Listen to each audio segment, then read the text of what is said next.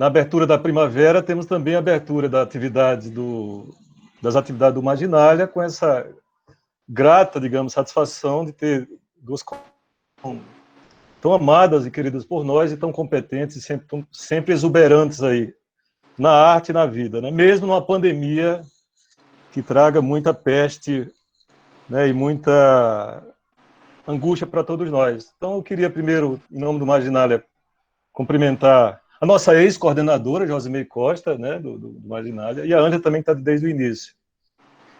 Só antes dizer que... E agradecer também a presença de vocês.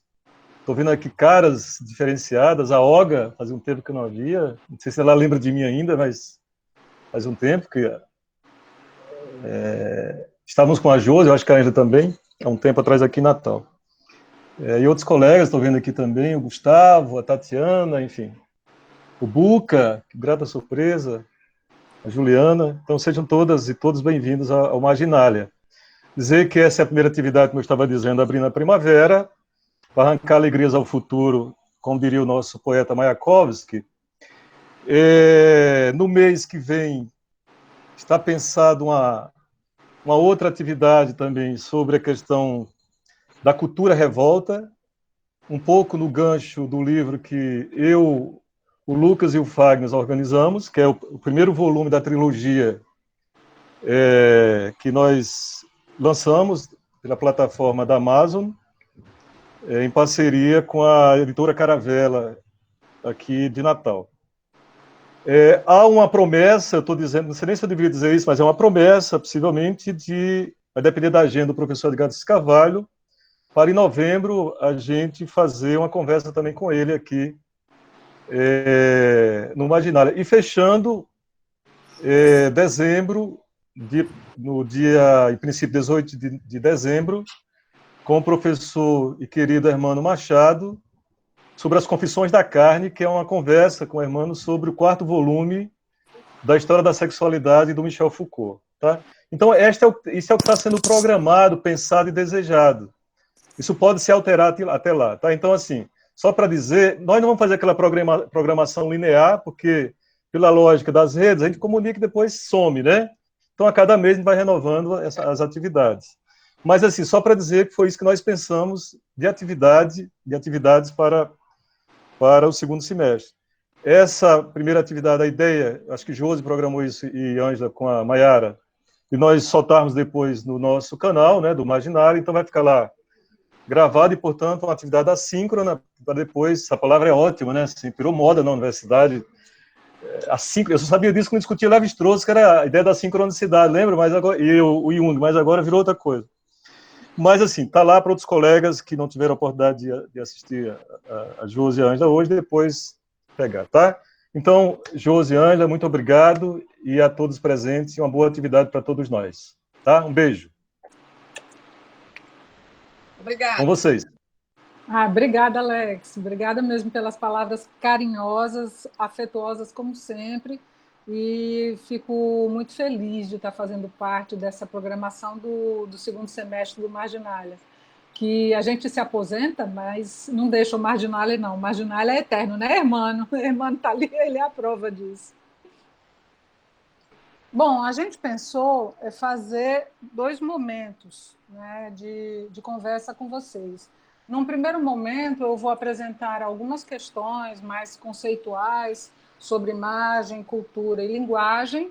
E, num segundo momento, a Ângela vai se dedicar mais à questão da fotografia, propriamente dita, e da fotografia como arte, mais especificamente. A minha proposta aqui, nessa parte mais teórico, conceitual, é pensar de que modo a proposição de estudar a fotografia como arte, como linguagem artística, se vincula às nossas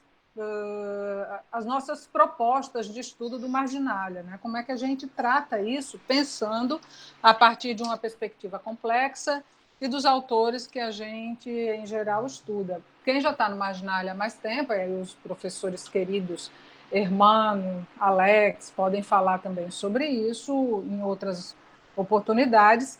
Nós pensamos as questões contemporâneas e humanas todas a partir de uma perspectiva que se baseia muito no que Edgar Morin nos propõe, né, como sendo um pensamento complexo, uma lógica mais abrangente, que ele chamaria de dialógica, e alguns princípios que fazem parte dessa perspectiva mais complexa. Então, dentro dessa perspectiva, eu posso dizer para vocês que a gente vai pensar imagem, né, vai pensar cultura e vai pensar linguagem para depois pensar a linguagem fotográfica como arte ou a fotografia como linguagem artística.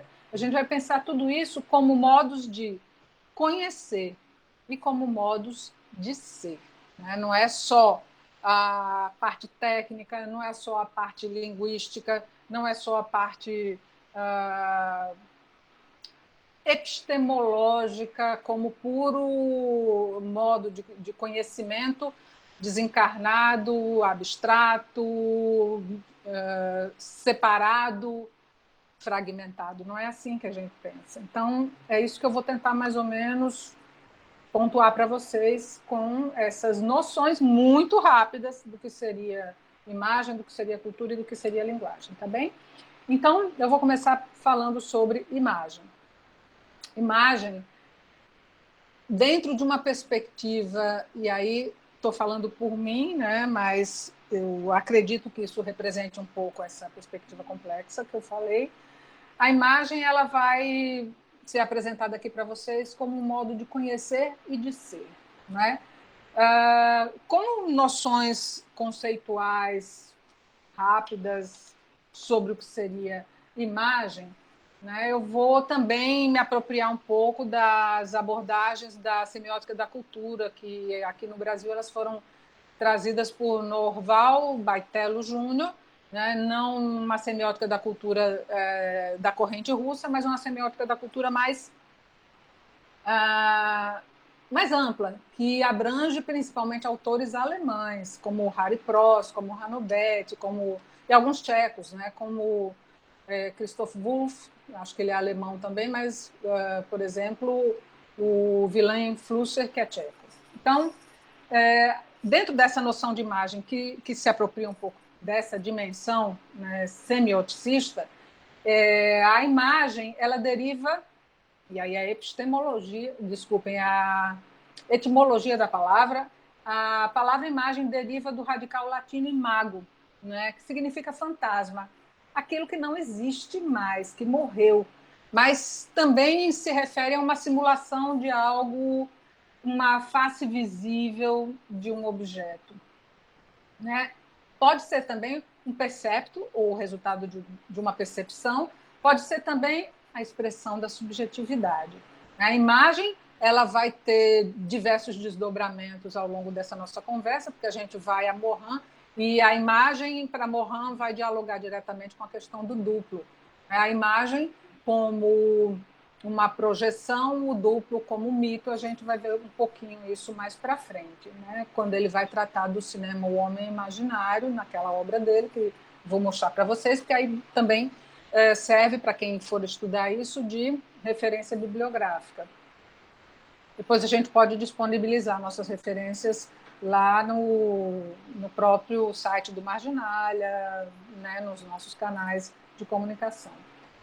Então, a obra e o pensamento de Morin vão na direção de que a imagem ela origina a dimensão imaginária, né? E ela é base também da dimensão simbólica do pensamento, né?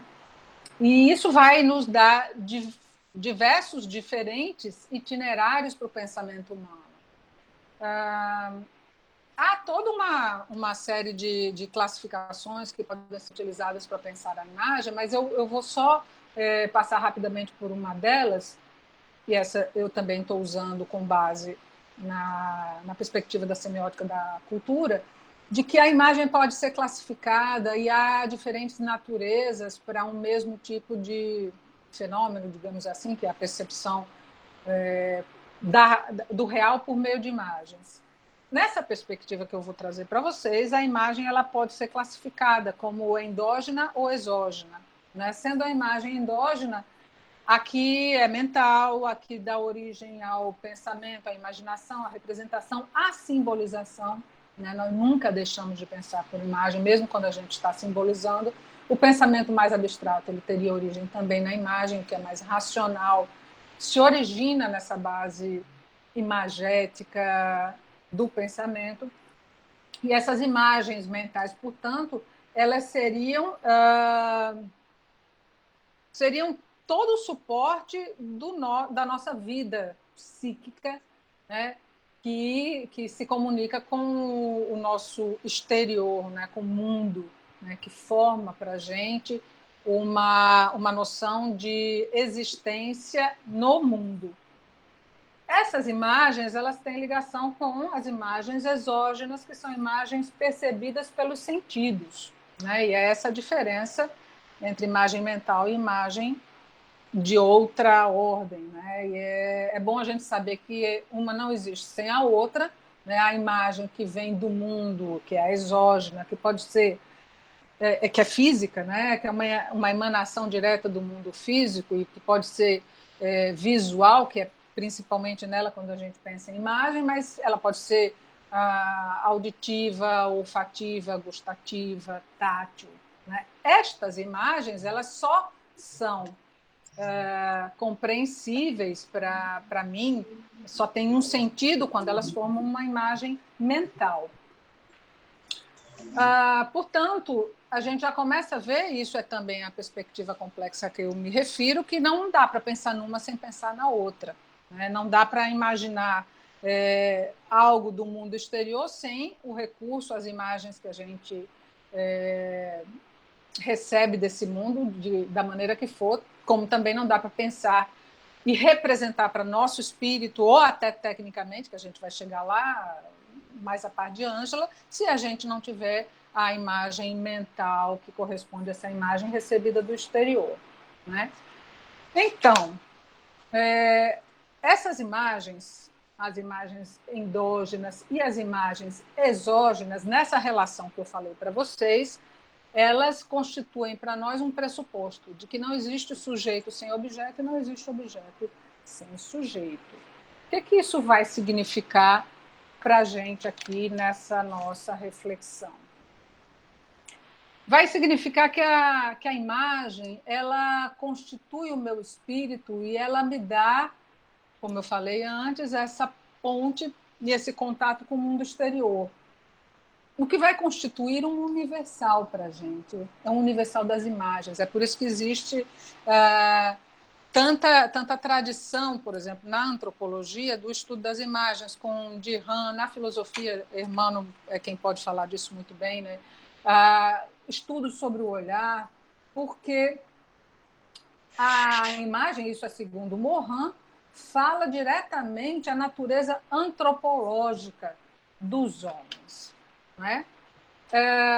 E aí eu vou apontar para vocês só algumas possibilidades de leitura, que aqui não vai dar para abordar direito mesmo, só pincelar, mas há uma relação muito forte entre memória e imagem, percepção e imagem, memória, percepção e imagem, e a gente vai encontrar isso em estudos antigos e em estudos mais recentes. Dos estudos mais antigos e fundamentais, eu posso citar Bergson ou Besson, se alguém fala francês aqui já me corrigiram, também Merleau-Ponty, né?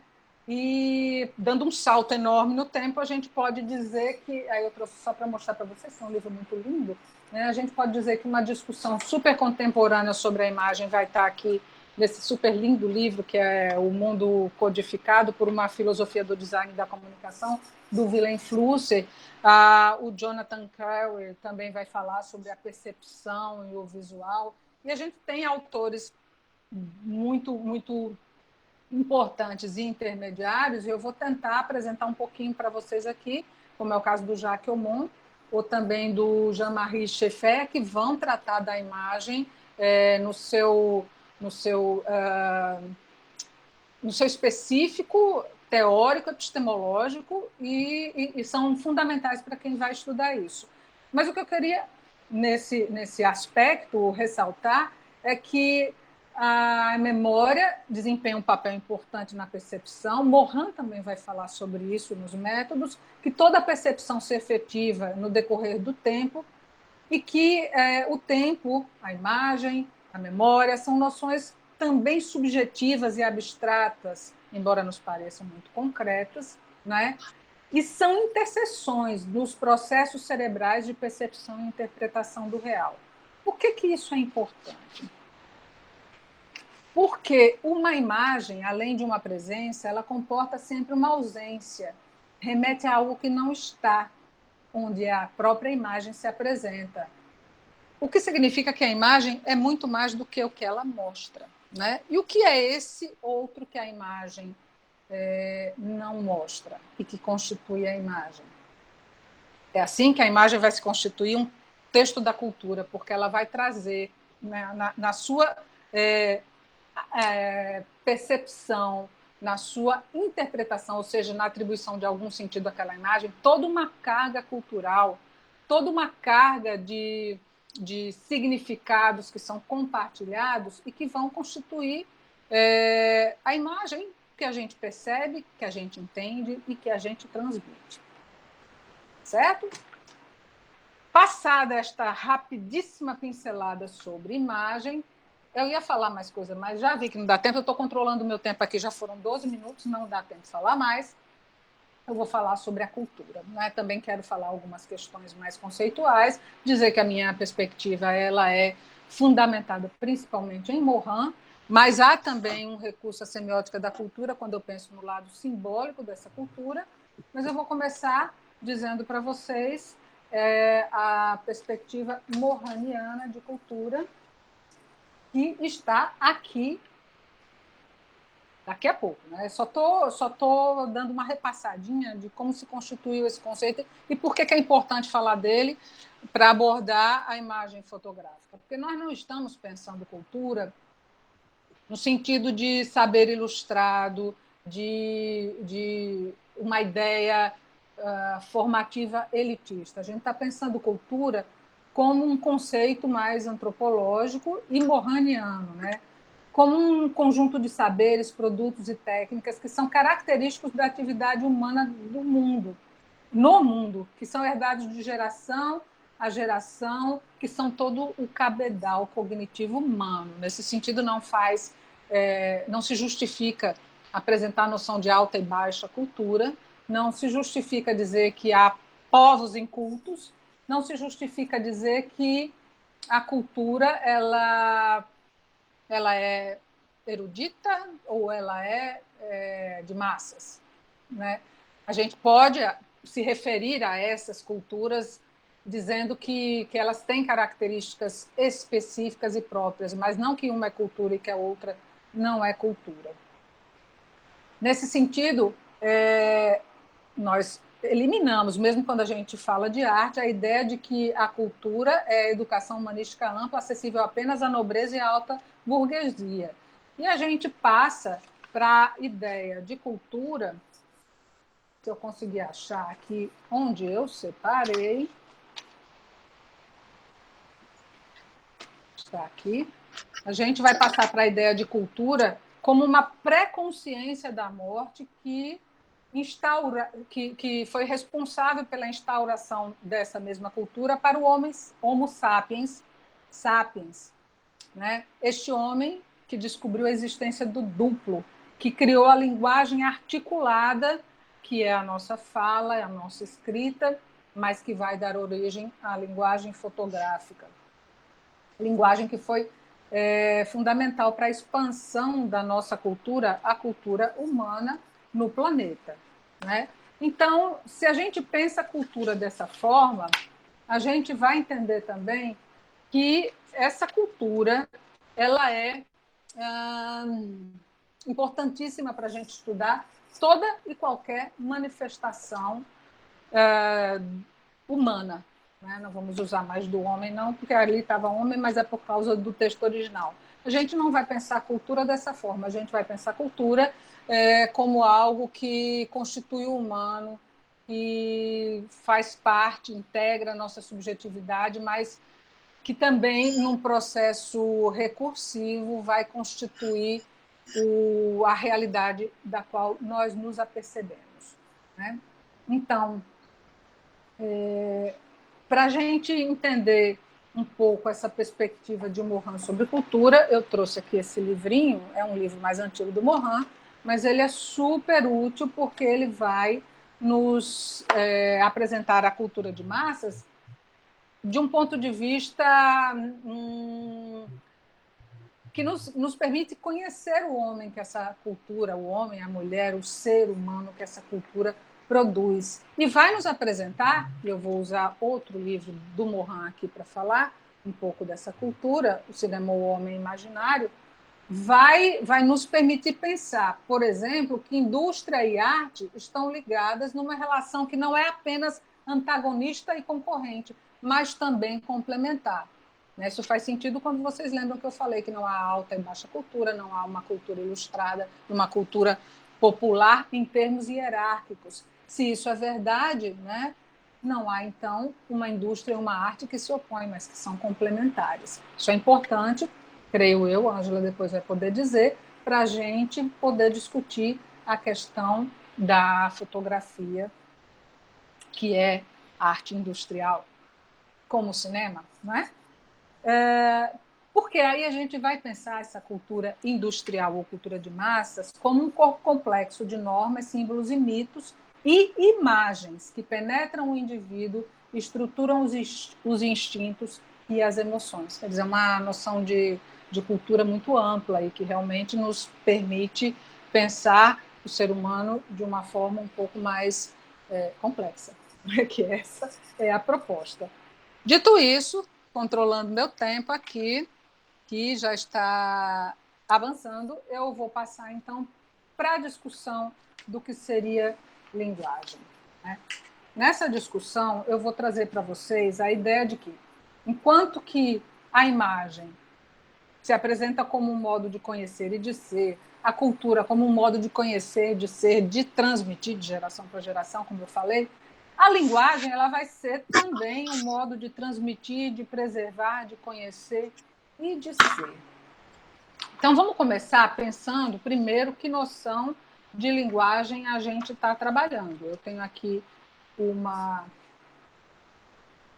noção, que eu botei aqui em algum lugar, aqui achei, né? Uma ideia de linguagem que vai pensar a linguagem como um sistema organizado de geração, organização e interpretação de informação, né? É um sistema de comunicação, um sistema de significação com regras de combinações mais ou menos definidas, no caso da linguagem verbal, muito fortemente, né? Mas mesmo assim com um grande grau de ambiguidade, isso é importante para pensar a imagem fotográfica, mas que serve também para designar, por exemplo, o nosso modo de comunicação gestual, corporal, né? Não só pela linguagem articulada da fala e da escrita, né? Os semioticistas russos dizem que há línguas naturais, há línguas artificiais, as naturais são os idiomas, as artificiais a científica, o código Morse, sinais de trânsito, e as linguagens secundárias estruturadas e sobrepostas à língua natural, como seriam a arte, o mito e a religião, né? Tem um livrinho aqui que é muito útil, especialmente para quem estuda comunicação, que é esse Dicionário da Comunicação, organizado por Ciro Marcondes Filho. Tem participação minha, tem de Alex, mas não é propaganda, que a gente não ganha nenhum tostão por causa disso. Em que vai ter um verbete que fala sobre linguagem, né, e dizendo que a interação entre os interlocutores é um princípio fundador da linguagem. A subjetividade que é construída num processo social e histórico vão fazer parte, né, da linguagem. E tem um outro autor, esse é mais da linguística mesmo, que é o Chomsky, que tem esse livrinho aqui que ele é interessante porque são perguntas, respostas e palestras dele. Só para a gente ter ideia de como a coisa é complexa, ele fala aqui, logo no início, que a linguagem ela é muito difícil de estudar porque a gente tem na constituição da linguagem um sistema cognitivo e um desempenho, todo um sistema de desempenho que não é estudado, que aí vai para a parte corporal. Eu estou destacando isso porque é a parte que me interessa muito estudar, né? Como que nossos sistemas de desempenho, nossa fonação, nossa gesticulação, nosso corpo e a maneira como a gente usa tudo isso vão participar da constituição, da aquisição da linguagem, que não é só esse sistema cognitivo que geralmente é estudado tanto pelos linguistas como pelas ciências da cognição.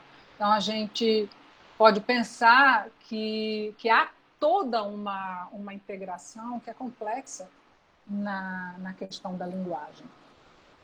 Então, sobre a linguagem, eu só vou falar mais duas coisas para depois passar para a Ângela, né? Que a linguagem ela tem um aspecto que se realiza na estética. Morin vai falar disso naquele livrinho que eu apresentei para vocês, quando ele fala, ele aborda no capítulo 7 os campos estéticos, certo? E ele vai dizer que a relação estética se estabelece como uma relação de consumo de imagens, em que os mesmos processos psicobiológicos da obra, da magia ou da religião se apresentam, onde o imaginário é percebido como tão real ou até mesmo mais real do que o real. É interessante a gente pensar nisso, porque a linguagem, né, principalmente a verbal, que é considerada a linguagem por excelência, de onde derivaram os outros estudos sobre a linguagem, a gente tende a pensar como algo um pouco mais racional. E essa perspectiva de Morin vai demonstrar para a gente que não, que os mecanismos da magia, da religião vão estar presentes ali. E é interessante perceber como Harry Prost, que é de outra linha de estudos, mas ele e Morin participam de obras juntos, tem algumas coisas que eles publicaram em coletâneas, e teve eventos em que eles também estiveram juntos. O Harry Prost vai dizer que os processos de simbolização eles estão fundados no pensamento mágico, porque a ligação entre símbolo e o objeto que é representado pelo símbolo só se dá em função de uma convicção, de uma crença não exatamente consciente de que uma coisa está no lugar da outra, né? Isso é importante para a gente pensar também a imagem fotográfica. E é importante para a gente pensar a arte, não é? Como essas coisas vão ter uma apropriação com uma força de verdade, uma força de realidade tão grande para a gente. Porque a linguagem é isso, ela se apresenta como a verdade. Só para dar o exemplo, né, que eu gosto muito de falar desse exemplo, que eu acho que ele ilustra bem, as palavras ferem, as palavras cortam, né? Porque elas têm um impacto muito forte, muito grande no ser, em quem nós somos. E por que isso acontece? Pelo acionamento, segundo todos esses autores, eu não vou ter tempo aqui de argumentar, mas pelo acionamento do nosso pensamento mágico, da ligação entre símbolo e objeto representado, que a gente faz como se isso fosse a verdade ou a realidade, e não a representação dessa realidade e dessa verdade. Só para terminar, eu prometi que ia apresentar um autor clássico que é fundamental para a gente pensar a imagem, que é o Jacques Monod, certo? Nesse livro, A Imagem, eu escolhi só um trechinho para fazer a conexão com o que a Ângela vai apresentar agora, que é o capítulo em que ele trata da arte, né? Ele trata da imagem artística, da imagem como arte, é o capítulo 5, né? A parte da arte, e é essa parte aqui em que ele vai dizer sobre o que definiria a obra de arte. Aí ele vai falar se seria a aura artística ou os valores espirituais aos quais se proporciona o acesso do espectador, né, a algo que seria considerado arte, né? O exercício da perfeição formal, o amor pela virtuosidade técnica, o elo que se estabelece entre arte e conhecimento, né? Eu acho que a gente pode pensar essas coisas todas a partir da fala da Ângela, que essa vai ser a abordagem dela, mas que ficam como questões, né, para a gente tentar entender a fotografia como linguagem artística, como documento da cultura, que é a minha parte a parte que me toca, né? O que eu posso dizer, voltando ao que eu tinha dito, é que hoje se usa muito mais do que muitos tempos atrás a imagem como documento de pesquisa dentro da área das ciências sociais. Tem um autor chamado Milton Guran, fez uma tese trabalhando isso, ele é fotógrafo também, um fotógrafo premiado, e ele serve para a gente pensar o uso da imagem na pesquisa na nossa área de ciências sociais ou de ciências humanas. Né? E esse uso da imagem adquire o status de documento quando significa algo sobre a cultura em que nós estamos inseridos. Nesse sentido, e aí trazendo a discussão para os nossos dias, o deepfake, as imagens falsificadas, os vídeos falsificados, os áudios falsificados, que começam a pôr em xeque a autenticidade documental da imagem técnica, né? Estou falando da técnica e não da artística, que a artística não se presta a essa discussão sobre verdade. Mas, então, a veracidade da imagem técnica hoje, como documento da cultura,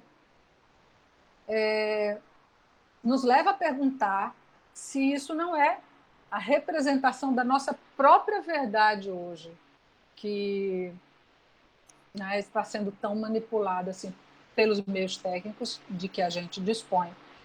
Nesse sentido, seria uma documentação da nossa cultura, a cultura em que o falso e o verdadeiro já deixam de fazer sentido se a gente considerar, né, a perspectiva teórica de um Jean Baudrillard, por exemplo, né, até de um Bauman também, de um Giovanni Sartori e tantos autores da nossa área. Bom, eu acho que era isso, né? Então, pronto, cheguei no tempo que eu queria, ninguém controlou o meu tempo, mas eu controlei. Então, eu passo para a Ângela agora, para ela abordar a parte que toca a ela. Ângela. Ok. Boa tarde a todos e eu quero agradecer aqui o convite da professora Josimeire, compartilhar essa aula com ela, mas ela sabe que eu não gosto, né? Mas depois eu faço uma vingança, né? De certa forma.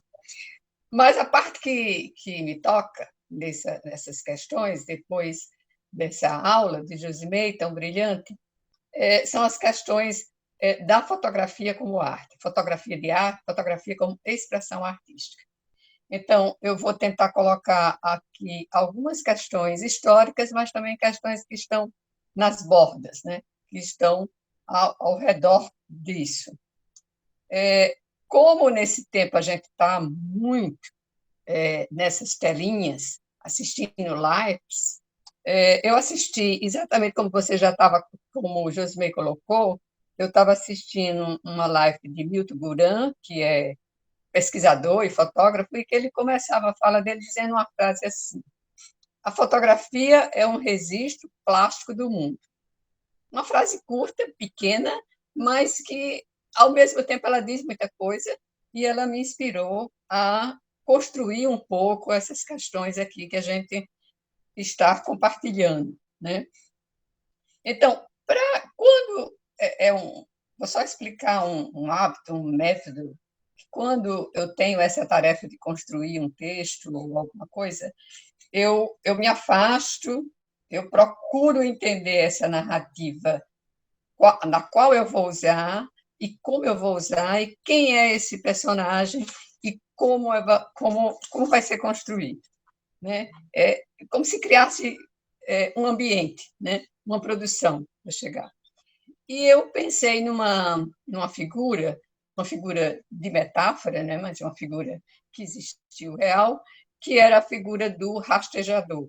Rastejador você encontra muito no escritor, na obra do escritor nosso Oswaldo Lamartine, né, que era uma figura do final do século XIX, começo do século XX, no sertão, em que ele identificava, através dos rastros, não só os animais que passavam, o animal ele conhecia através do pelo que deixava naqueles galhos secos do sertão, e o rastro das pessoas, o sentido para onde elas iam e que horas teriam até passado por ali, por aquela região geográfica. Tem até um fato que Lampião ele enganou os rastejadores porque ele mandou fazer para os seus bandos sandálias do inverso, à frente, para as costas para frente. Então, se o bando estava indo para o norte, os rastros significava que estava indo para o sul. E assim ele enganava as pessoas. Então, mas eu não vou enganá-los aqui, nesse sentido, né? É só a figura de metáfora. Nessa figura de metáfora que eu pensei, qual seria o meu sertão? É isso aqui, são esses livros, essa sala e a internet. E a internet, esse espaço virtual, esse universo saturado de imagens por todos os lados, que você vai entrando e não sabe aonde vai dar, né? Ele me levou, eu tentei, através desse espaço virtual, chegar em algumas imagens que poderia a gente classificar ou definir como imagens, fotografias de arte. E é claro que esse campo da internet ele é indefinido, né? Ele é incerto, ele é atravessado, ele é incompleto, ele é fragmentado. E então minha fala também vai ser assim, porque foi através de pedacinhos e de fragmentos.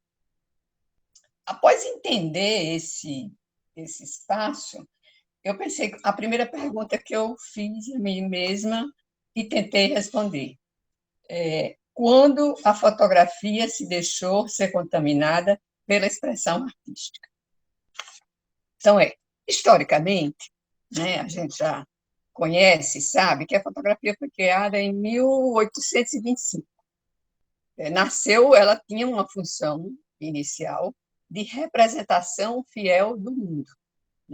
Esse princípio de fidelidade foi questionado desde o início. Né?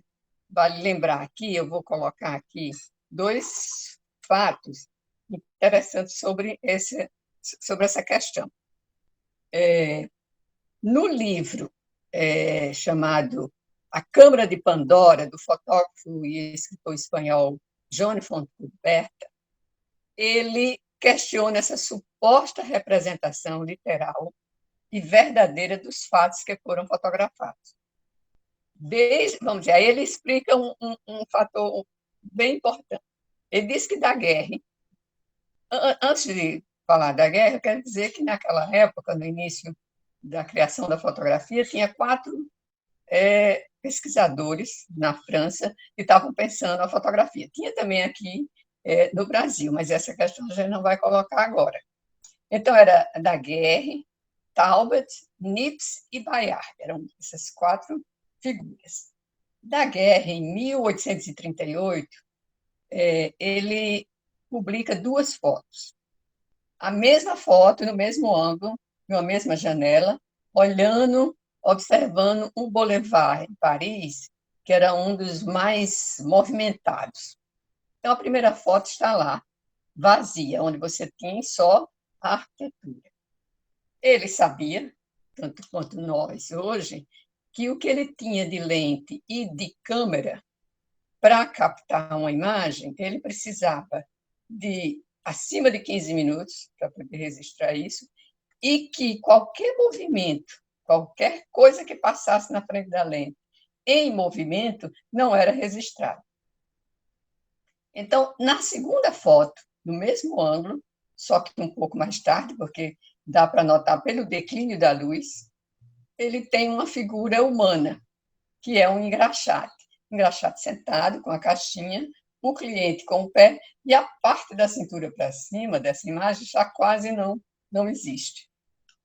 Então, o que se levanta de questão em relação a isso é que, provavelmente, o Daguerre colocou como um elemento contratado o engraxate e seu cliente lá naquele espaço para que aquilo fosse realmente fixado, né?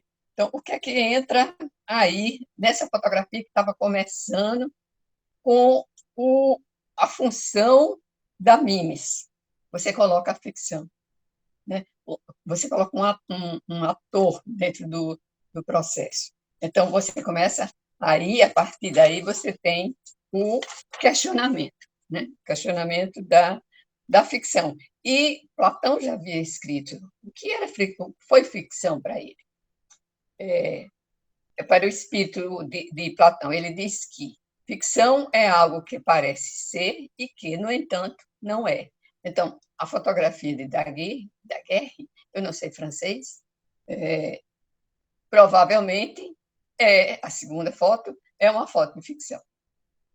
O segundo caso, que é mais contundente em relação à fotografia como documento e fotografia como ficção, veio de um dos 4 pesquisadores, o quarto, Bayard, que publicou uma foto da pesquisa dele, resultado da pesquisa dele, ele sentado, nu de cintura para cima, e como se estivesse dormindo. E nessa foto ele inaugura um texto, ele coloca um texto, uma legenda na foto, onde ele explica que aquela foto que o espectador, que alguém está tomando nas mãos, é resultado de uma pesquisa dele por mais de 3 anos, e que esse resultado não foi reconhecido pelo governo francês, por isso que ele tinha se suicidado. E ali era uma fotografia do suicídio dele. É claro que um morto, ele nem fotografa, nem escreve, né? Então, é mais uma prova do início da fotografia e da sua relação com a ficção, né? Vem a ficção. E a gente começa a entender esse processo da fotografia, não só da fotografia, como do mundo, do homem estar sempre transformando as coisas, né? E essas transformações, elas podem entrar pelo campo da metáfora, ela pode ser lírica, ela pode ser técnica, ela pode ser objetiva, subjetiva, e foi assim, a fotografia começou nesse sentido, ela já começou não tão real como ela, um texto tão forte como ela sugere em si, né? Passado um tempo, né, desse processo de criação, 25 anos depois, exatamente em 1850, aparece um grupo que traz uma fotografia que eles chamam de fotografia alegórica. O que é uma fotografia alegórica? Vou falar só de um método de um dos fotógrafos que teve realce na fotografia alegórica, que foi o sueco chamado Gustavo Hertzland. O que é que ele fazia? Ele era um artista e fotógrafo. Então, ele desenhava, ele criava um cenário, uma cena, onde estava lá nessa cena todos os detalhes, aonde as pessoas estariam, em que posição, a fotografia, vamos dizer, o mobiliário, os tapetes, e etc. Então, ele montava isso e entrava uma produção, né, que lembra para a gente, quando a gente pensa isso hoje, lembra o cinema, né? Uma produção para se fazer cinema.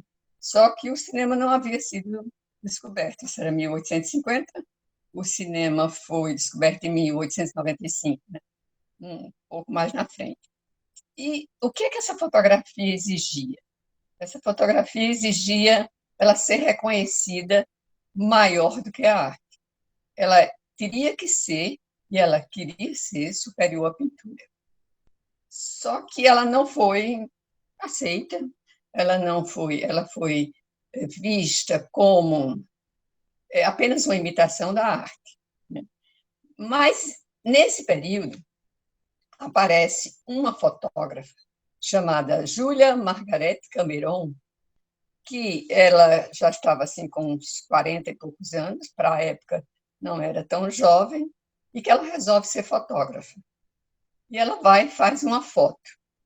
E a foto dela é completamente diferente do que se produzia na época. A foto dela tem manchas, é manchada, o retratado às vezes é fora de foco, a textura da foto, ela trabalha uma textura diferente. Então, ela inaugura, e não é reconhecida na época, ela inaugura fatores importantíssimos. A autoria na fotografia, né, que é hoje o grande lance da fotografia de arte, e ela retrata esse universo da expressão artística. Só que isso, claro, que para a época não era reconhecido como tal. E passou, ela só foi reconhecida posteriormente. Passa-se esse período, não há reconhecimento dela nem dos que faziam a fotografia alegórica, mas vem um movimento com muito mais força, com muito mais propriedade, em 1886, que foi a fotografia pictorialista, que era uma fotografia que não tinha perspectiva, né? Ela tinha muitos planos muito próximos, e o trabalho mais era o sentido depois da foto feita, existia toda uma forma manual de tratar aquela imagem. Então, tinha novas formas químicas, tinha uma goma que eles usavam que dava um ar de lavada à imagem, de falta de pigmentos.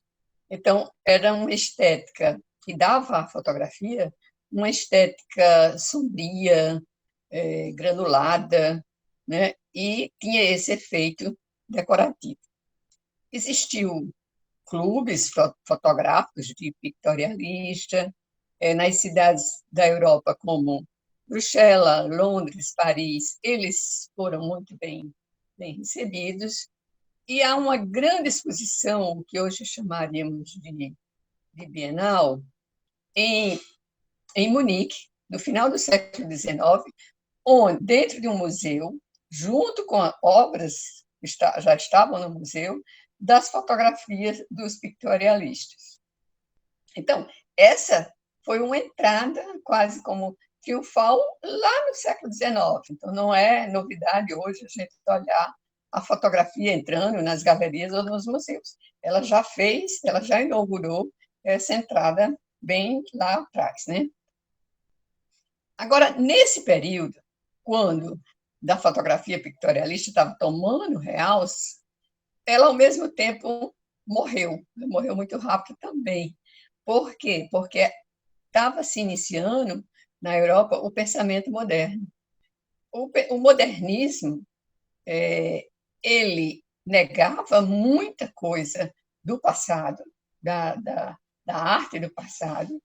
Tinha vamos dizer, como você tinha um Rembrandt na Renascença, onde ele tinha o seu estúdio, a obra no final era dele, mas ele tinha toda uma equipe produzindo junto.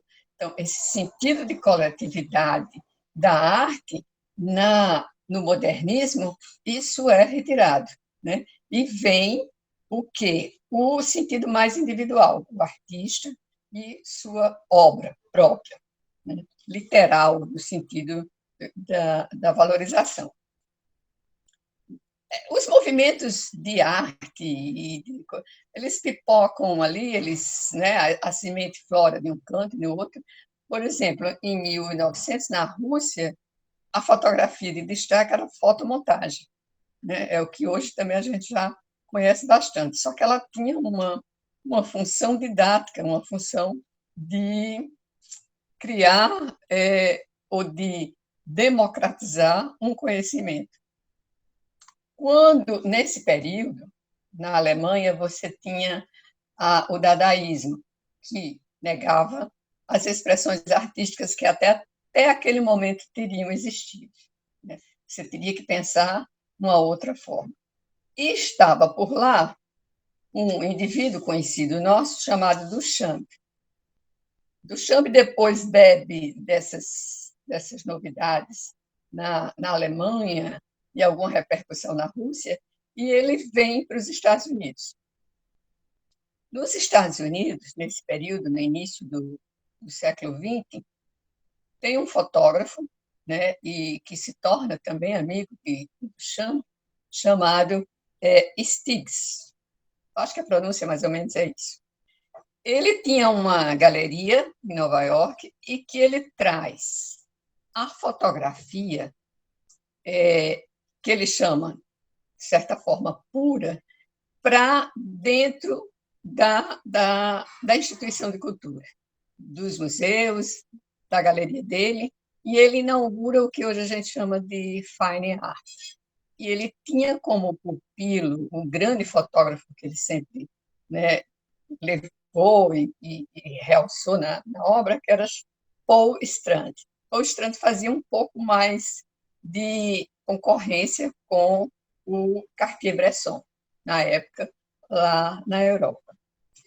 No livro do inglês John Beger, um livro chamado Para Entender uma Fotografia, ele diz mais ou menos isso em relação aos dois, né? Em relação à obra, tanto do Cartier-Bresson quanto do Paul Strand.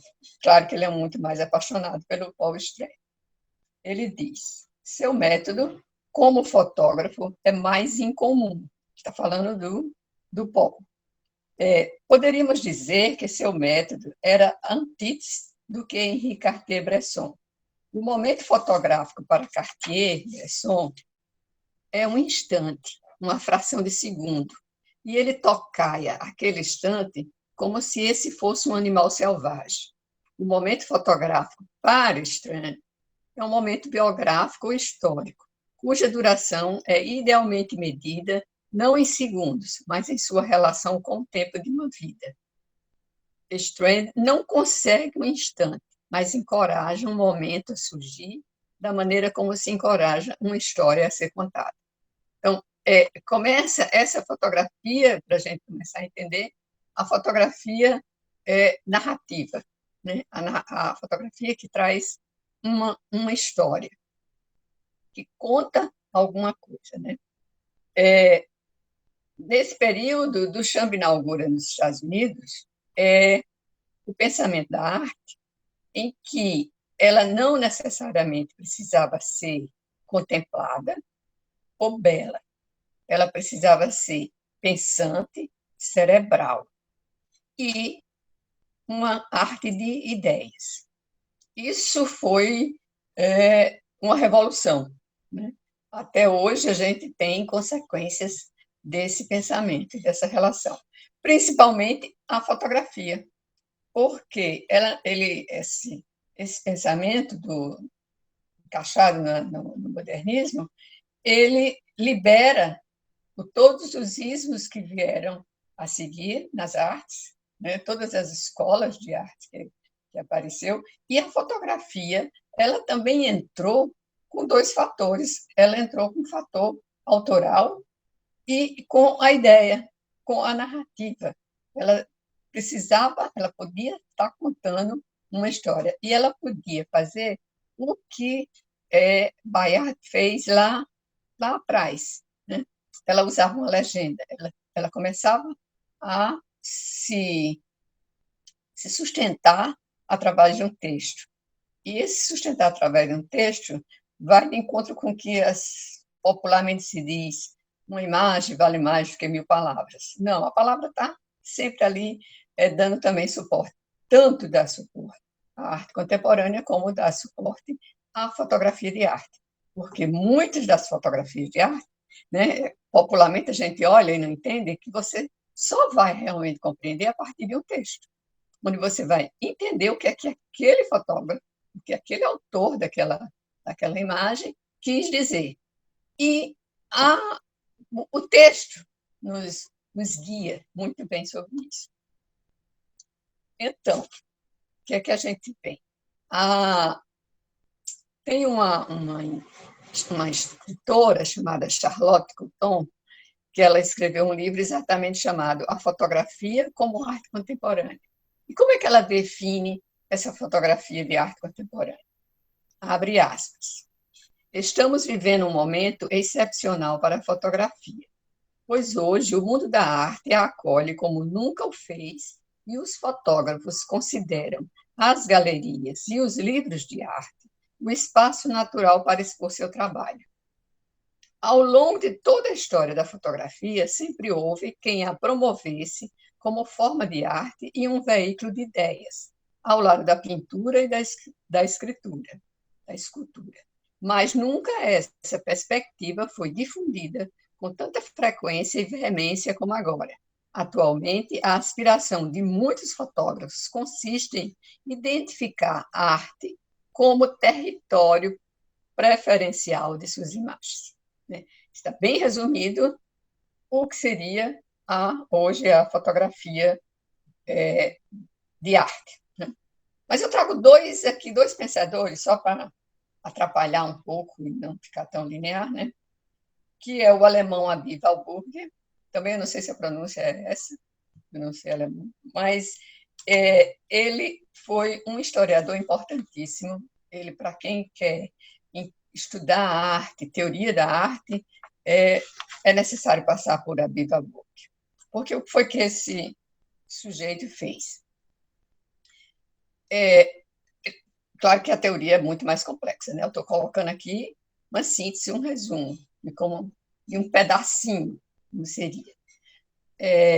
Ele criou um atlas chamado Mimosine, e que esse atlas tinha mais de 1000 fotografias, e que ele tentava explicar o pensamento dele de que a imagem, né, vai no encontro do pensamento de que Josimé colocou anteriormente, é a autonomia da imagem, que existe uma história de cultura na imagem que não depende dessa história oficial ou dessa história linear como ela é contada.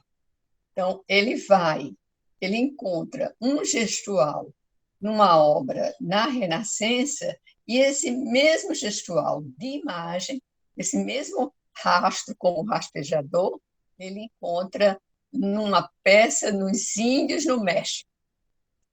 Então, o processo dele o tempo dele, que ele morreu no comecinho do século XX, antes da Primeira Guerra, e ele vai até lá atrás, ele vai até muito lá atrás, ele volta na construção desse atlas dele. Ele construiu uma biblioteca maravilhosa, e como a família tinha muito dinheiro, salvou essa biblioteca enviando, antes da Segunda Guerra, essa biblioteca para a Inglaterra. E é possível hoje assistir e ver esses atlas, né? Essa construção do pensamento dele. Então, essa pedrinha que eu trago aqui no sentido da gente pensar a fotografia de arte é essa autonomia da imagem, né? Que ela é necessária e que ela é importante dentro da fotografia, para entender a fotografia de arte. O outro pensador, que a professora Josimé falou, o Willem Flusser, que quem gosta de fotografia ou quem queira entender fotografia, é bom passar por ele, né? Mas eu não trago... também uma cultura dele vasta, e eu trago apenas um detalhe, alguma coisa que ele escreveu, um texto que ele escreveu premonitório, em 1985, e que está publicado na revista Zoom, a número 7, do Instituto Moreira Salles. É um texto inédito. E é um texto que deixa a gente um pouco, como ele mesmo usa a expressão, fora do chão. O texto, o artigo, ele chama de A Fotografia como Objeto Pós-Industrial. vai também de encontro, né, professora José, com o que você estava falando da arte industrial. Então, só vou ler um pedacinho também. Ele diz: isso não havia sido criado nem a internet, nem a fotografia digital.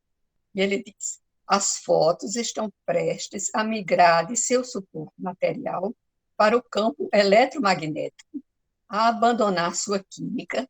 Elas não serão mais vistas em papel, e sim em telas. Isso constitui uma revolução técnica.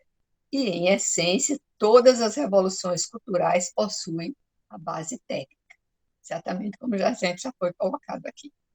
A futura cultura da informação imaterial, como a nova foto exemplifica, desdenhará dos objetos. Ela os consumirá sem prestar nenhuma atenção neles. Nesse sentido, o ser humano não se sujeitará mais aos objetos. Livre de enfrentar o universo dos objetos, o indivíduo estará, antes de por numerosos canais, ligado a outras pessoas, com as quais trocará informações. Nós aqui. Né? Essa comunidade estará fora do espaço-tempo. Todas essas pessoas, onde quer que estejam, estarão sempre presentes com o indivíduo. Pode-se chamar essa espécie de existência de intersubjetividade, intersubjetiva, a fim de distingui-la da existência subjetiva. O ser humano não mais existirá como sujeito de um universo objetivo, e sim como um nó no interior de uma rede social que transcenderá espaço e tempo. Uma imagem sintética de uma equação fractal é tanto uma obra de arte, como um modelo a serviço do conhecimento. Assim, a nova foto acaba não apenas a classificação tradicional das várias artes. Ela é, a um só tempo, pintura, música, literatura, dança e teatro, como também como a distinção entre as duas culturas. Ela é ambas as coisas, arte e ciência. Esse texto, né, ele, o popularmente, ele mata pau, ele não deixa nada fora. Né? Ele explica, é premonitório e assustador, que ele explica o que estamos hoje vivendo nesse sentido. Então, acho que já está no tempo, né? Podemos pensar que essa fotografia digital, hoje, ela já é de outra natureza, ela já não pode mais ela não tem rastro, ela não pode ser seguida pelo rastreador, né? Porque ela é mutação, então ela já saiu desse esquema. E essa fotografia de arte, o que é que ela teria em síntese, de definição? Né? É uma fotografia de autor. A autoria eu não falei aqui porque é um longo papo onde você vai discutir como é a fotografia de autor, como é que a foto documento, como é que entra, quem é esse autor, que pouco, menos livre nesse sentido, mas isso a gente não vai colocar aqui. Então, historicamente, essa fotografia de arte, hoje ela está mais ligada, talvez esteja no seu melhor momento de ligação com a arte, porque as duas estão, ao meu ver, né? Posso estar completamente errada, mas as duas estão seguindo, elas estão no faro, elas estão no rumo atrás da vida cotidiana. E a vida cotidiana é essa coisa incerta. É hoje e amanhã não. É isso aí. Pronto. Palma para as duas belas. Obrigada, professor. Enfim, gente, eu acho que agora... legal. Acho que agora vocês, se quiserem, começarem a fazer questões. Tem uma questão aqui que eu anotei, que foi a que a Olga fez. Né? Deixa eu ver se tem mais alguma aqui, escrita. Acho também que se a pessoa que quiser falar não se importar de que sua voz e seu rosto, se for o caso, fiquem no canal do Imaginália, não tem nenhum problema que a pergunta seja feita por voz. Mas acho que a Elisa está disponibilizando aí no chat da gente vários textos do Instituto Moreira Salles. A Elisa está dando aí o link da revista Zoom, ok? Então, a pergunta de Olga, começando com ela, como a tecnologia está impactando a fotografia como testemunho da realidade e como arte, é um pouco o que a gente já falou até agora, mas é também a chance de falar um pouquinho mais, né, sobre isso. E eu acho que a Ângela podia começar falando, né? Talvez a gente possa dividir essa pergunta em duas coisas. A documentação da realidade comigo e a questão da arte com você, Ângela. Quer fazer assim? Olha, só brincando, eu acho que quem está fazendo arte contemporânea aqui é o professor Hermano, porque Ele tá. ele já botou essas telhas da casa dele, a gente já sabe tudo. Este é uma fotografia contemporânea. Mano, é verdade. Para fazer inveja, eu estou no meu sítio em Macau. Gente, Casa coisa boa. de telha vã. Não tem como é que chama? Não tem laje. Não tem forro. Sem Mas laje. ficou uma imagem linda. Ficou bem legal mesmo. Bem, eu acho que essa questão de Olga foi bem respondida, Josimir, já nesse sentido. E no final, quando eu coloco essa função da fotografia hoje na procura da sua relação com a vida, né, com o mundo hoje existente. Eu talvez só acrescentaria uma questão em relação à documentação da realidade, né, que foi o que eu me propus a tentar responder, que essa documentação da realidade ela nunca foi, de fato, uma documentação da realidade, como a própria exposição da Ângela trouxe, né, porque desde o princípio há um recorte, há um ponto de vista, há um tratamento dessa imagem. O que a gente tem no princípio são esses rastros a que a Ângela se refere, e agora nem mais isso, né, já que a gente pode fazer uma imagem completamente sintética, sintetizada a partir de bits, a partir de códigos binários. Mas eu também falei no final, né, da minha parte, que ainda assim isso está documentando uma realidade. Que realidade é essa? A realidade que é capaz de produzir imagens sintéticas, a realidade que é capaz, ou a cultura que é capaz de falsificar as emanações de luz do real, né? Que é uma outra fonte de questionamento. Que real é esse, né? Então, enfim, só para terminar, Ângela, como eu coloquei bem no iniciozinho, não existe sujeito sem objeto, nem objeto sem sujeito. Então, essa imagem sintética tem um sujeito que produz, mas ela é também um objeto da nossa cultura. Fale, Ângela. E só para complementar, esse sujeito, quando você fala desse sujeito, lembra muito o Flusser, quando ele coloca que existe todo equipamento, toda tecnologia, existiu uma teoria e um sujeito por trás, né, para a construção desse objeto. E é muito interessante essa deepfake, né, que chama essa nova imagem, que ela é construída, que ela traz um retrato de um humano, mas esse humano ele nunca existiu, né? Ele é um produto apenas de uma técnica, resultado de uma técnica. Ele não é humano, mas existe. Mas para quê? Para produzir esse não humano, existe por trás um plano que você fala na teoria da comunicação, né? A gente lembra do próximo, que em toda tecnologia existe no começo um homem e no final também um outro homem. Isso aí, bem da semiótica da cultura alemã, né? Essa ideia da mídia por aí. Mas o Bucadantas está fazendo uma provocação. Ele diz: a imagem está fadada a perder o status de documento no sentido de aferição do real. Aí é A uma discussão continuação enorme, disso, né? Mas é uma discussão enorme. Eu posso dar minha opinião, meu achismo, e talvez fosse bom também as pessoas se manifestarem aí. Eu acho que, da mesma forma como a documentação da realidade está podendo ser falseada, né? Tá podendo ser construída a partir do nada, né? Como se houvesse algo onde não há.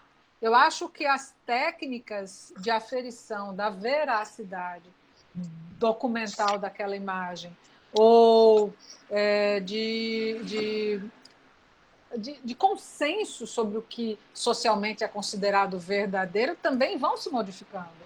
Então, isso é um achismo, eu não tenho nenhuma pesquisa, nem estou me baseando na opinião de ninguém para dizer isso, mas, na minha opinião, o status de documento ele vai se modificando com a própria mudança das técnicas de documentação do real, ou de recriação, não, de criação de um objeto real sobre ou a partir de uma não realidade, não real.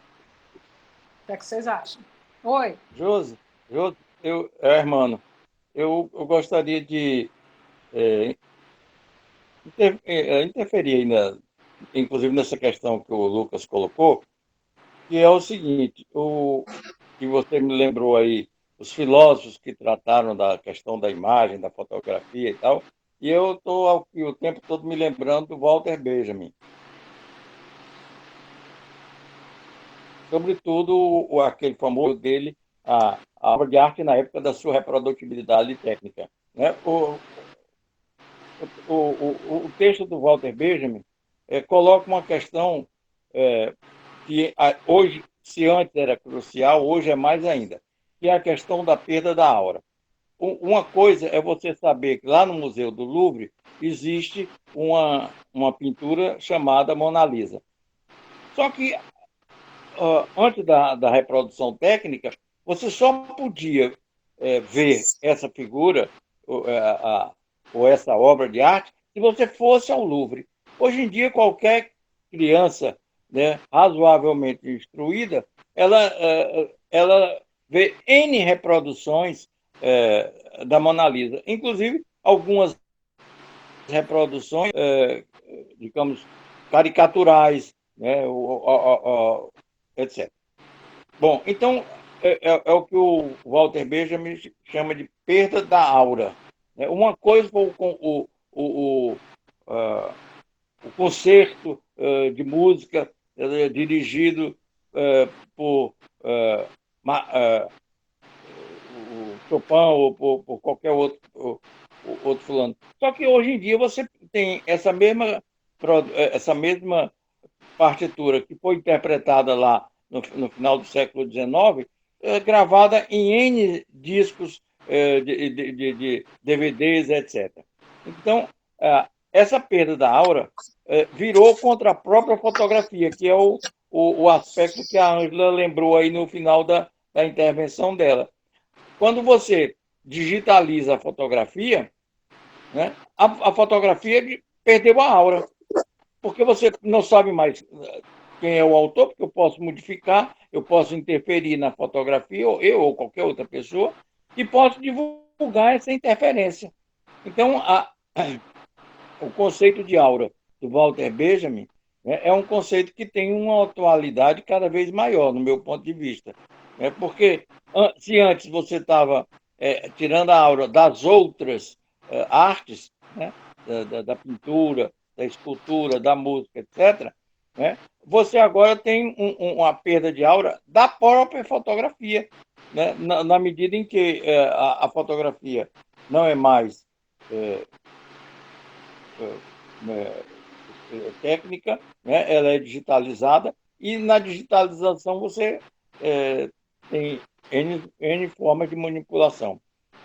Uma outra coisa, só para lembrar também, como a gente tem pouco tempo para mostrar isso, sobretudo para expor, no caso esses movimentos que a Ângela foi mostrando aí, que começam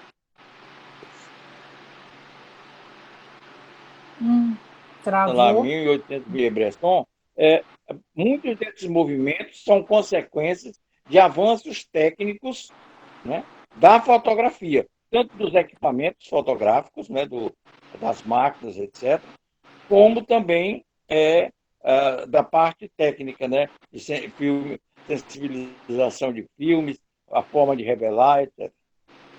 Mas gostei muito aí da intervenção de vocês, foi ótimo. Ah, Parabéns para todas as duas. legal. Eu queria fazer Obrigada. uma ponderação, Hermano, sobre isso que você está falando, e muito bem citado, né, o texto clássico do Walter Benjamin, mas uma coisa que o Jacques Ellul me faz pensar, porque ele faz uma reverência a esse texto, mas faz também uma reflexão, né, que talvez até o próprio Benjamin, no finalzinho desse texto, ele vai pensar sobre isso, que seria o deslocamento dessa aura, né, como você bem disse, do objeto fotografia para o sujeito autor. Né? E eu vou dizer por que eu estou falando isso. Né? Porque como é difícil definir, a gente viu ali no Aumont também, a Ângela também traz isso, definir o que seria arte ou artístico. Né? Em geral, isso é transferido para as instituições, ou para o que é socialmente reconhecido, instituído como artístico. E o que a nossa cultura faz, atualmente, dada a celebrização e as celebridades instantâneas, é transferir essa aura para o autor. E eu vou citar o exemplo, que é o que me ocorre agora, e a Ângela pode falar mais, do Sebastião Salgado. Né? Se teve a assinatura do Sebastião Salgado, é arte. O que é que vocês acham? Posso fazer um comentário, Josi? Claro. Você sabe se tem alguma pergunta ainda aí? Eu acho que tinha do Fagner ainda. A imagem pode matar?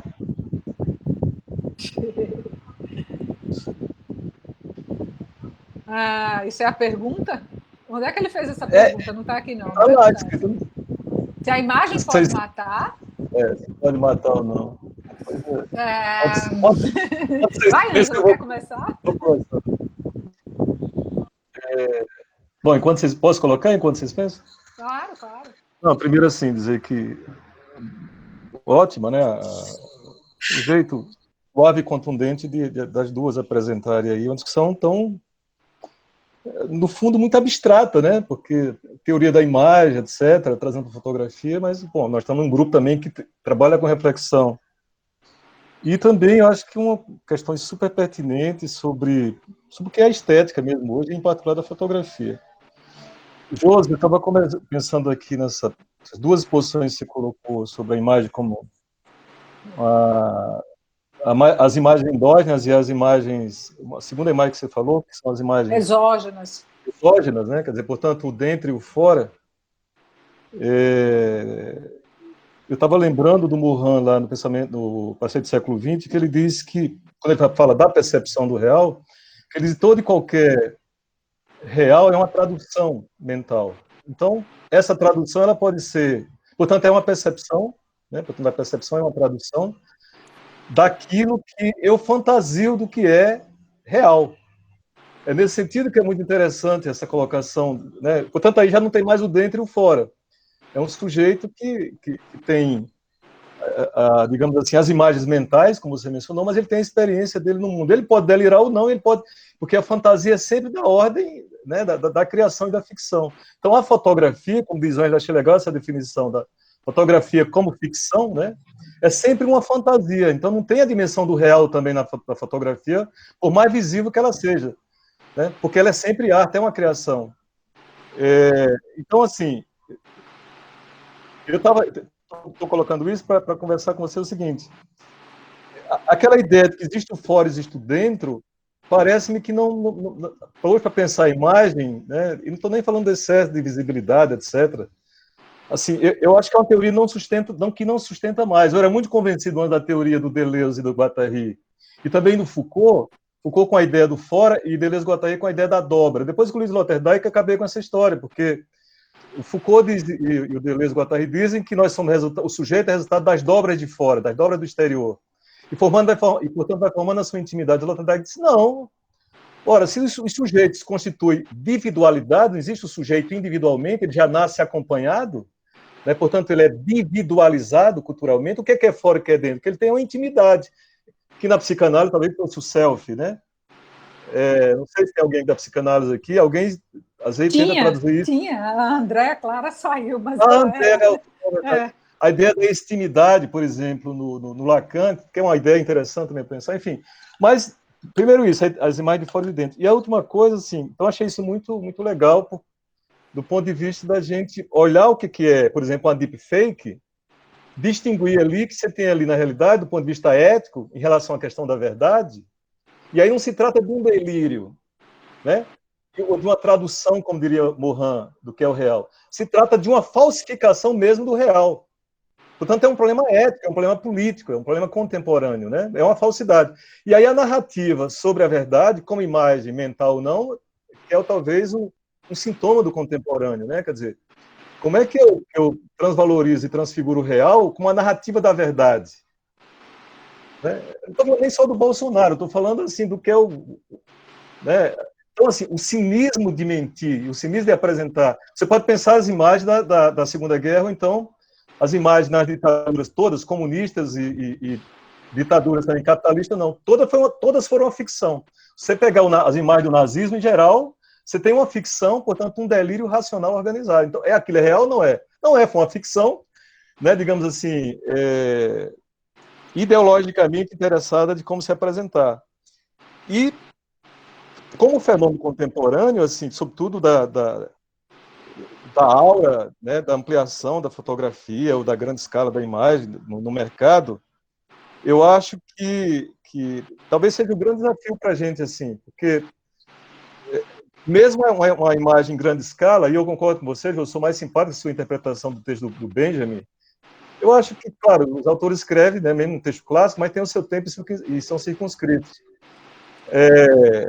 A perda da aura, ora, se eu digo que toda produção da arte é uma fantasia, então toda obra de arte tem aura e não tem aura, quer dizer, não, eu acho isso, né, parece fora e dentro. Então, não sei se é só perda de aura, assim. Eu fico brincando que uma coisa é distinguir digamos assim, a decadência da arte de um excesso, de um pisadinho, né, que está brincando outro dia no Marginália, que reúne 30 milhões na plataforma e modifica um paradigma da cultura de uma região, um estilo musical, mas é um fenômeno contemporâneo, né? Outra coisa, esses meninos que surgem, eles são do interior e surgem e viram artistas de celebridade a partir de um rito. Por que eu digo isso? Isso é perda de aura? Não sei se é perda de aura. O que eu posso criticar é a questão do mercado, se meu gosto está antenado com aquilo ou não, mas é arte. Então, enfim, vocês me colocaram algumas questões só para pensar assim, em geral, não tem exatamente uma questão. Só assim dizer que gostei muito desses dois movimentos, né, de dentro e de fora. E Ângela os Rastros, eu me lembrei muito lá quando tinha fazenda. Meu pai vem de uma aristocracia falida, como você sabe, lá no Ceará, e lá tinha muito esse negócio do rastejador de animal. E era muito assim, nisso da década de 80, não era lá no século anterior. E era isso mesmo. Hermano sabe bem disso também, né? Por exemplo, uma vaca, um cavalo, um animal sumiu, o rastejador quem localizava. Hoje é as tecnologias aí, né? O Google. Gostei. Eu quero fazer só um comentário, porque Alex se referiu a uma colocação minha. Né, Alex? Eu não estou em desacordo com você, não. No iníciozinho da minha fala, eu disse que o que guiava, né, a minha exposição era a noção de que não existe sujeito sem objeto, objeto sem sujeito. Né? Então, esse movimento de um para o outro existe mesmo na apresentação de uma classificação que é mais didática do que qualquer outra coisa, de imagens endógenas e imagens exógenas. Por quê? Para efeitos de uma análise dos nossos temas de estudo, não é possível confundir uma imagem que é puramente fantasia, total, imaginação absoluta, de uma imagem que é fotografada analogicamente e que seu olho vai perceber. A mental, seu olho não vai perceber, né? Por isso que a imagem exógena ela se refere à percepção do sentido. Mas eu concordo completamente com você que uma não existe sem a outra e que essa separação, na prática, ela não existe. Na prática da experiência de vida vivida, do mundo vivido, na prática, essa separação não existe. Ainda mais se a gente pensar na perspectiva da física quântica, que átomo é, ao mesmo tempo, onda e corpúsculo, né? E que há teorias que dizem que mesmo a materialidade das coisas é uma construção a partir da energia do próprio observador. Se a gente for a este limite, aí a gente vai ver que não existe separação mesmo. Mas a gente não pode dizer que não existe uma fotografia baseada, por exemplo, na emanação de luz sobre uma superfície material. Né? É nesse sentido essa separação. Ângela, quer falar se a coisa mata aí? Se a imagem mata? Aquela provocação do Fagner? Você está sem som, Ângela. Você tem que abrir seu microfone. Seu microfone continua fechado. Agora. Pronto, foi ligado. Não, eu estava aqui procurando o livro do John Berger, quando ele fala sobre a aura, mas eu não achei especificamente o lugar onde ele escreve. Mas quando ele escreveu, ele era mais no sentido, a aura começava a partir do que Hermann colocou como lugar físico, né? E que hoje já não faz mais sentido a gente pensar essa aura realmente já, para mim, ela já morreu, né? Nesse mundo virtual que a gente vive, ela não se sustenta. Mas, olha, eu questiono você e Hermano sobre isso. O que é que faz com que existam artistas cibernéticos, artistas da internet, se não a aura? Quando você vai pensar a aura, esses artistas. Quando você vai pensar a aura, que por isso que eu estava procurando apenas no sentido lá originário, como o início da construção da fotografia e da imagem, aonde anterior para que você olhasse algum objeto de arte, você teria que estar em frente a ele, né? E o que a fotografia fez é a não necessidade de você estar em frente. E esse momento entre você e o objeto, essa relação, é que se dava a aura. A aura se dava nessa relação. Realmente. E também na disseminação, né, Ângela? Na medida em que você dissemina uma determinada imagem, né, a imagem deixa de ser aquela coisa, digamos, mágica, que só eu estando diante de um e único objeto é que eu tenho uma determinada sensação. Há uma disseminação das sensações, né? Qualquer livro de arte, por exemplo, tem uma reprodução da Mona Lisa, né? Em vários tamanhos, em várias tonalidades, etc. E isso faz com que, mesmo eu indo ao Louvre e olhando para a Mona Lisa, eu já sei tudo que está escrito, digamos, toda a narrativa que está ali.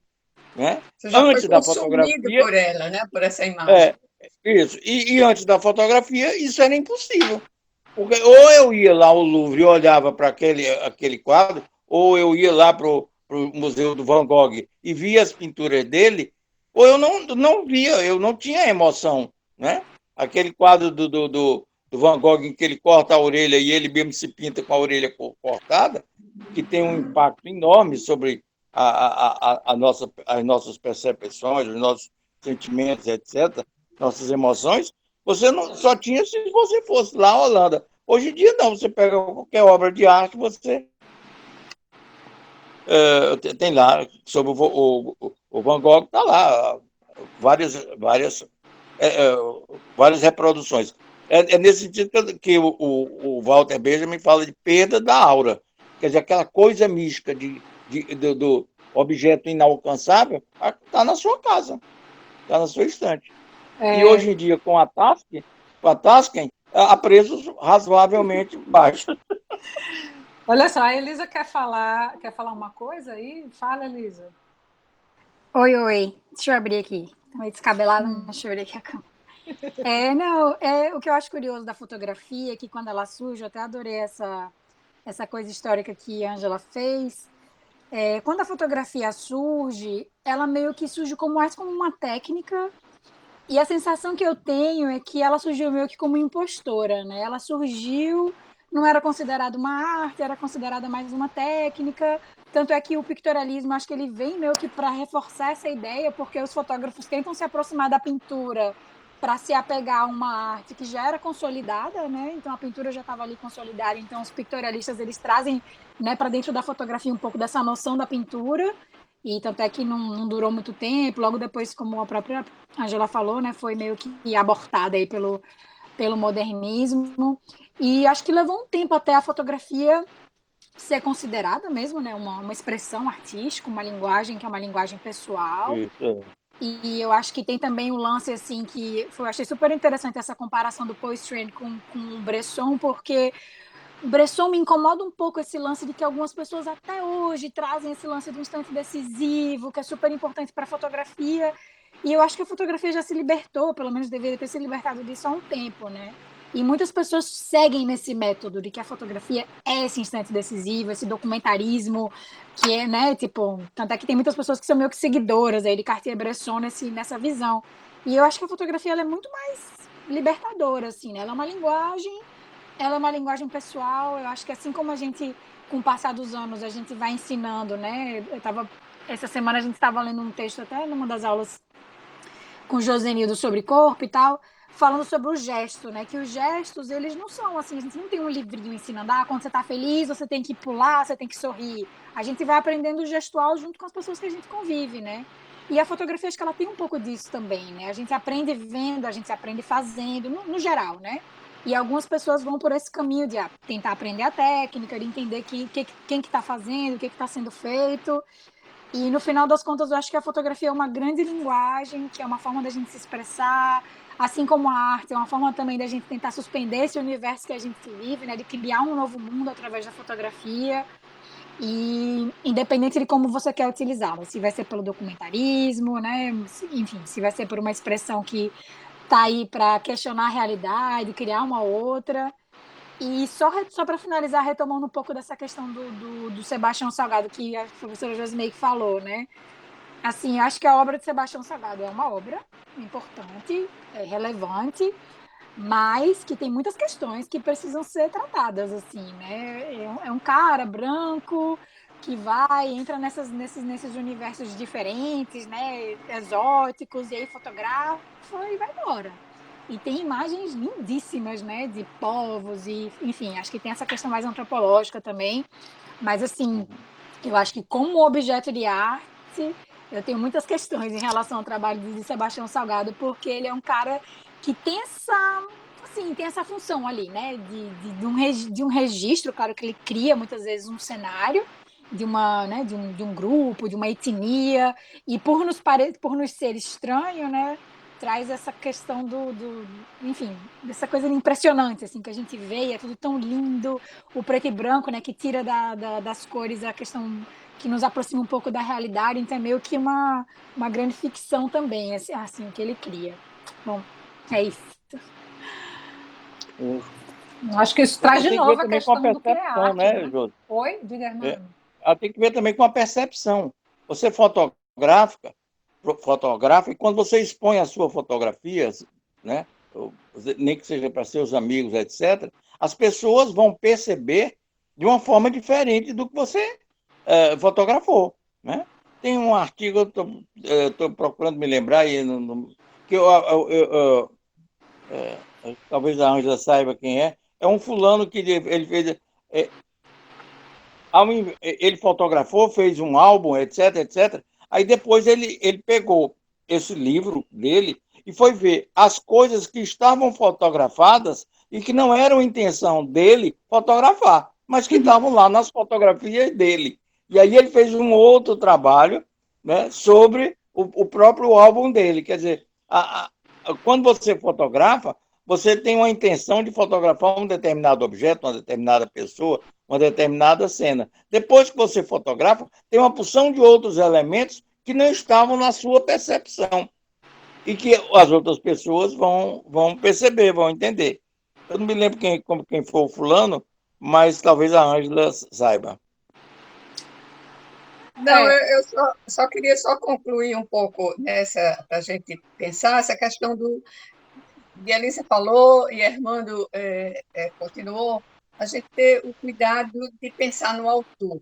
Toda fotografia, supostamente, existe um autor. E esse autor, ele carrega junto uma ideologia, né? É como exatamente a Elisa estava colocando a questão de Sebastião Salgado. A obra de Sebastião Salgado carrega com ele não só aquele institucional que existe por trás dele, que é muito forte, e uma indústria muito forte, você tem uma ideologia, uma forma de você saber quem é aquele autor, as leituras dele, a forma como ele vê o mundo, isso carrega junto. Você conhece, uma vez eu vi, você conhece uma fotografia de um pensador da imagem e você conhece a fotografia de alguém que é apenas aquele que você chama de funcionário e que aperta a câmera e tira qualquer coisa. Então, há uma diferença, mas mesmo assim, vai junto sempre essa ideologia desse autor. Esse autor, a imagem vai carregada dele, né? E a recepção, Fernanda, a recepção também é um outro fator, porque eu só consigo entender aquilo que eu realmente sei, né? Uma imagem, para que eu entenda ela, eu também tenho que ter certos suportes de conhecimento para poder saber ler uma imagem. Acho que essa discussão ela é longa. É longa. Tem duas coisas aqui que vão ainda Eu acho que é alargar a bom a gente discussão. concluir. Mas deixa eu ler aqui o que Buca disse e Zeneide também. Buca falou o seguinte: a fruição do cinema, por exemplo, segue acelerado para uma apreciação individual com serviços de stream. Creio que em breve seguirá cada vez mais imersiva, sendo ofertado para uma imersão mais ou menos como aquela fotografia analisada no filme Blade Runner, na qual o policial entra na imagem. Eu ontem, Buca, só para você saber, eu ontem fotografei, junto com a Olga, que estava na reunião aqui, um dinossauro na minha sala e um tigre na minha garagem hoje de manhã com o recurso do Google 3D, né? É meio mal feito, mas está lá registrado. E a Zeneide Rodrigues está dizendo o seguinte: a selfie inicialmente não foi reconhecida como fotografia. Houve muitas críticas direcionadas a ela. Aí a pergunta: vocês consideram a selfie como uma fotografia digital? Como ela modificou as formas de se entender e registrar a fotografia? Ou não modificou? Quero passar essa pergunta para as fotógrafas do grupo. A selfie é uma coisa e a fotografia digital é uma outra coisa, né? A selfie é muito interessante a gente pensar que seria selfie, o texto que eu volto do João Fontecoberta, que também é um artigo que ele escreveu ultimamente, em que ele fala dessa fotografia e ele explica até uma publicidade, que vem a publicidade é até uma japonesa, ela está na praia, ela vem caminhando e vê um morto, né, um corpo, e ela grita, esperneia, e ela começa a olhar, mas ela tira o celular e começa a fotografar aquele momento. Mas ela vê que a foto estava precisando de alguma coisa, algum arranjo. Então ela bota um galho junto do corpo.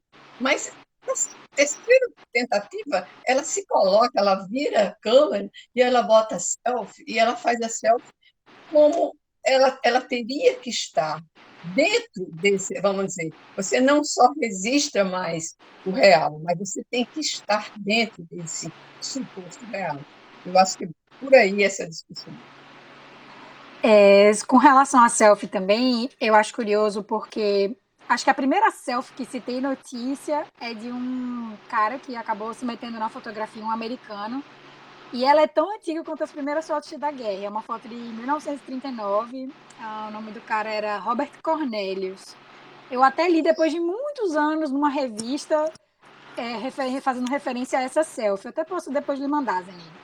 E é interessante porque eu acho que a selfie ela acaba sendo uma extensão dessa noção de que as pessoas precisam estar nos lugares. Porque, por exemplo, normalmente quando você vai ver fotos de viagem, as pessoas elas não fotografam os monumentos. Elas pedem para alguém fotografá-las na frente do monumento. E eu acho que a selfie trouxe essa liberdade de você se autofotografar, né? São câmeras mais angulares, você consegue fazer mais próximo, não precisa estar tão distante para fazer. E aí eu vejo que a selfie ela acaba sendo um pouco essa extensão da fotografia que já era feita, só que era feita por outra pessoa, né? E aí agora a selfie tem mesmo, não, agora eu me fotografo e aí eu tenho condições de fazer isso, né? Então acho que a selfie ela é mais um pouco, meio que um reflexo do que já vinha sendo feito, só que por um terceiro. E agora, né, essa pessoa consegue se inserir sendo ela a protagonista, sendo ela que faz a foto.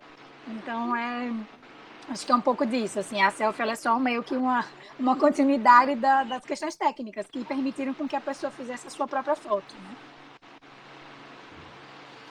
Bem, alguma coisa a mais, gente? Estava só lembrando aí nessa coisa que eu falo, eu não sei se a imagem mata, né? Mas de tanto levar a flechada do teu olhar, né? Bom, mas eu estava lembrando aqui do documentário lá sobre... Peraí, Alex, Diga. só para fazer uma brincadeira com isso que você está dizendo. Ah, Já teve gente que morreu de susto vendo alguma coisa que considerou muito não, pois é, ameaçadora e tem um ataque mata. do coração e morre. Meu Deus, uma paquera mal construída mata qualquer ser humano, sobretudo quando perde a oportunidade. É terrível. Mata mesmo. Mas eu estava lembrando do Saramago lá na Janela da Alma, não sei se vocês lembram, quando estava falando das imagens contemporâneas, né? Esse excesso de imagens, que ele estava falando que talvez se o Romeu tivesse os olhares de um falcão, certamente ele não tivesse amado a Julieta, porque o que ele veria era um ajuntamento de órgãos em profundidade e não veria um corpo, né? E, portanto, a composição. E aí ele não teria como localizar e atribuir um sentido a este corpo, a essa imagem, porque ele não veria, porque seria uma imagem totalmente desconfigurada, etc, etc. Então, não existiria o amor. Nesse sentido, eu acho que talvez seja esse dilema que a gente esteja vivendo, assim, porque eu me encasquetei com essa colocação da aura do Hermano, eu sou mais simpático, em tese, vou até reler o texto por conta dessa provocação do Hermano da Josi, que nem tudo que é desnudo demais é perda de aura, agora é perda de sentido para algumas coisas e perda de valores. Por exemplo, se você, vou criar esse neologismo aqui, selfiza demais, se você o tempo inteiro está na reprodução, eu acho que você passa a ter esse comportamento meio de falcão. Você perde a ideia da intimidade, a ideia da sensibilidade, e, portanto, um certo padrão artístico e civilizatório, inclusive. Então, a ideia de proximidade, de amor, né, do que é o outro, você vai perdendo. Quer dizer, o outro vai sendo uma mera abstração. Veja, por exemplo, o que é o elemento, né, da invasão de todo e qualquer lugar, o sujeito vai lá e está lá, se autofotografando, os outros fotografando. Vira essa mania egóica. Mas, enfim, é um sintoma, né? É bom ou é ruim, é o sintoma da cultura. Mas a minha preocupação é mais assim, desse olhar em profundidade, assim, de como é que eu olho para não ver, né? Então, eu tenho um olhar do falcão e não é só uma imagem técnica, porque a minha tradução e meu desejo faz com que eu olhe em profundidade, mas na realidade eu estou vendo uma imagem ali que não existe, do ponto de vista dessa dimensão mais endógena, como a Josi chamou a atenção. Quer dizer, o que é que se traduz ali? Você falou a expressão, Josi, acho que atribuição de sentido, algo assim. Quer dizer, como é que eu atribuo se eu não tenho mais Sim. Né, a totalidade da imagem? Só me lembrei só disso. Então mata mesmo, eu acho que às vezes mata. Concordo com você. E voltando para uma questão que a gente não vai resolver aqui, porque eu acho que ninguém resolveu, muito menos nós, ter uma definição final e acabada do que seria arte, não é? Porque todos esses autores com os quais a gente trabalha, eles alertam para o fato de que, muitas vezes, a definição do que é arte não tem um suporte tão forte na própria produção artística, e sim numa convenção social, numa convenção, hoje em dia, até de mercado. Né? Porque Romero Brito, né? Vamos combinar. Então, pois é. Então, mas há quem chame de arte, há quem chame de artista, e os preços são de obra de arte. Em compensação, existem produções muito mais elaboradas, muito mais comprometidas com a produção do conhecimento e com a impactação dos sentidos, né? Ou seja, uma preocupação estética, de uma certa originalidade, de uma certa inovação formal, que não alcança preço nenhum, que não tem mercado para isso. E aí você vai dizer, porque muita gente vai dizer, não é arte porque não está no mercado de arte. Bom, meninas, e aí? Chegamos a Acho que deu, né? 16h48, deu já? Então, agradecer a vocês mais uma vez. Não sei se vocês querem fazer um fechamento, vocês duas, ou... Tudo bem. É só agradecer, Ok, então. né? Agradecer muito, Então, muito mesmo a quem ficou com a gente até agora e aos que tiveram que sair pela atenção, pelo carinho de escutar a gente, né, Ângela? então, começamos a primavera do Marginalia com as nossas duas damas chique, com essa aura do século XIX, mas com o espírito rebelde do século XXI, da elegância. E agradecer aos presentes aí que brilhantaram essa tarde de hoje.